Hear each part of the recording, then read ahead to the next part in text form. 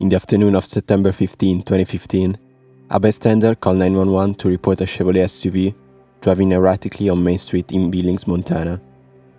The police responded by sending a patrol car to locate the vehicle, which in the meantime had stopped in the parking lot of a nearby Domino's Pizza restaurant.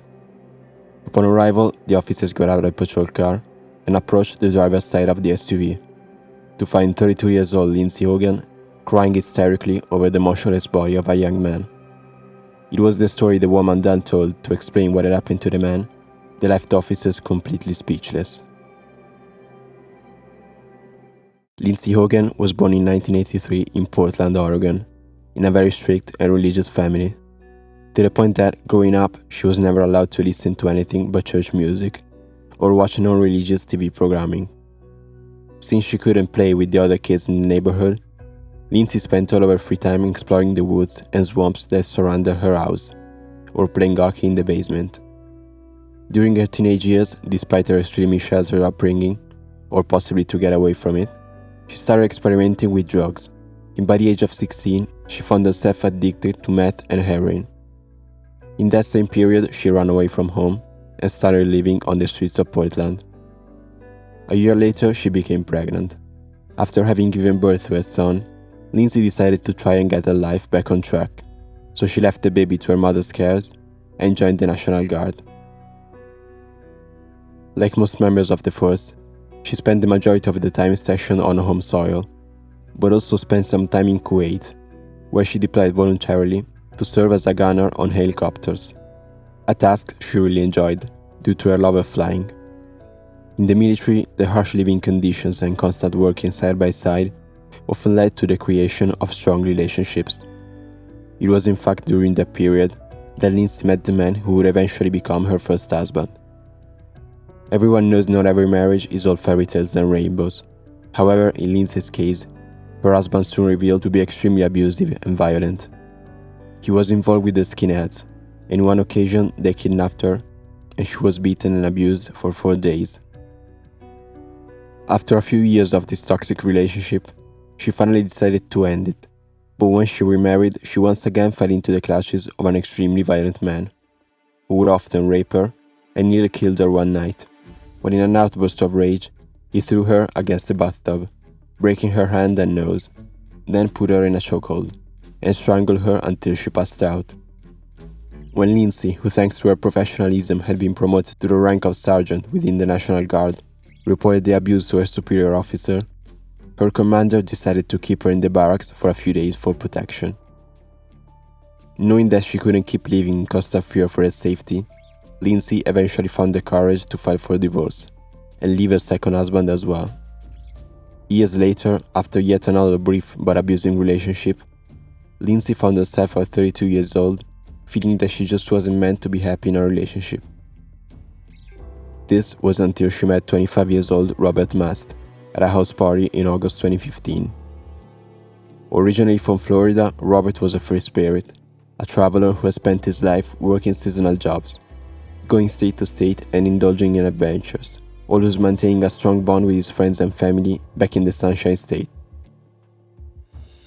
Despite his carefree and jovial attitude, he himself had endured his fair share of hardships during his life, battling with depression and suicidal thoughts, and periodically struggling with addiction to drugs and alcohol, for which he recently spent some time in rehab.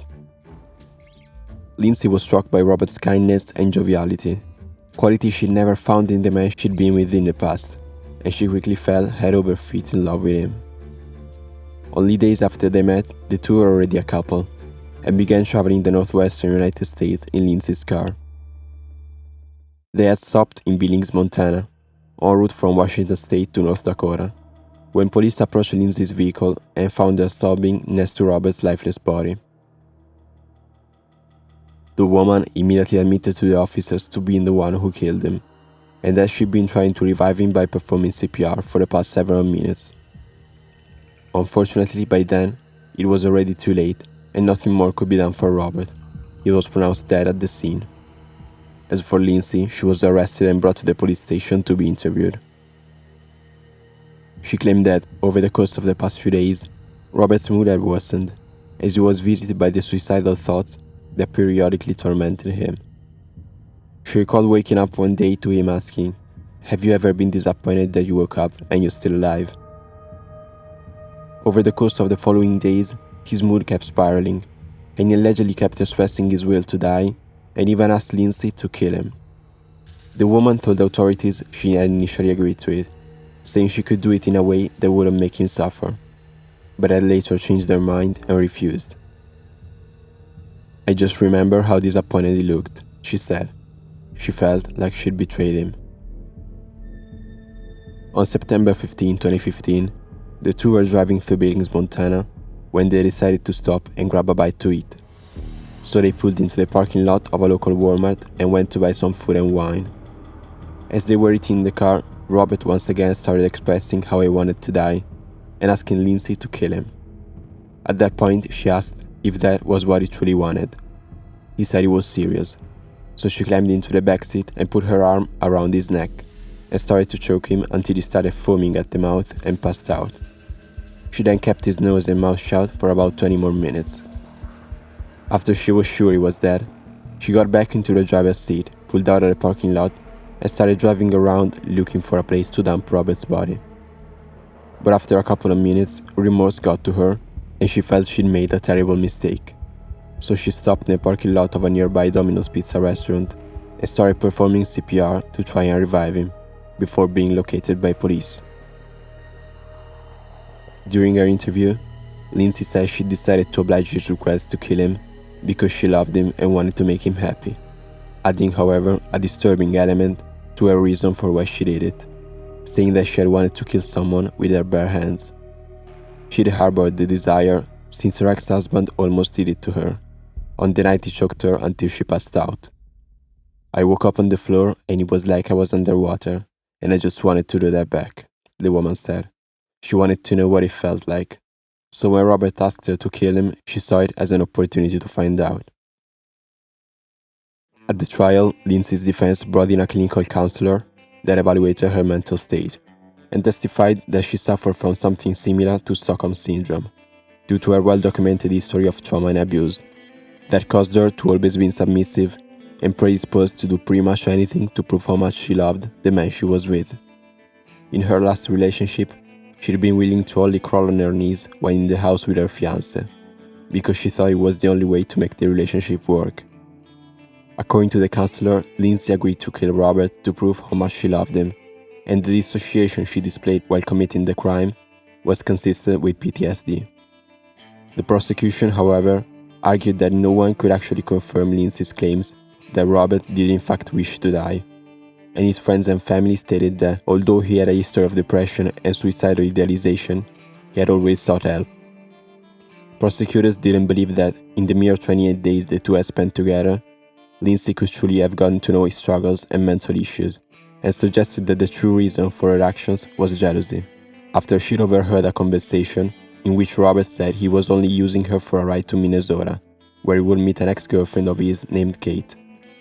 Lindsay responded that the conversation had only made her sad. In the end, Lindsay pleaded guilty to the deliberate homicide of Robert Glenn Mast in April 2016 and was sentenced to 60 years in prison. "I feel like I deserve whatever I get," she said, "because I can't bring Robbie back." After Robert's death, his mother and stepfather have actually made the decision to forgive Lindsay, against the advice of other family members, and the three are now extremely close, to the point that they talk about her as a daughter, and say they will speak in favor of her release when she's eligible for parole in 2030. This was the story of Lindsay Haugen. Let me know what you think about it in the comments below. Should she be released in 2030 or not? As always, if you have any suggestions, feel free to let me know, and I'll see you next week. Thank you for watching.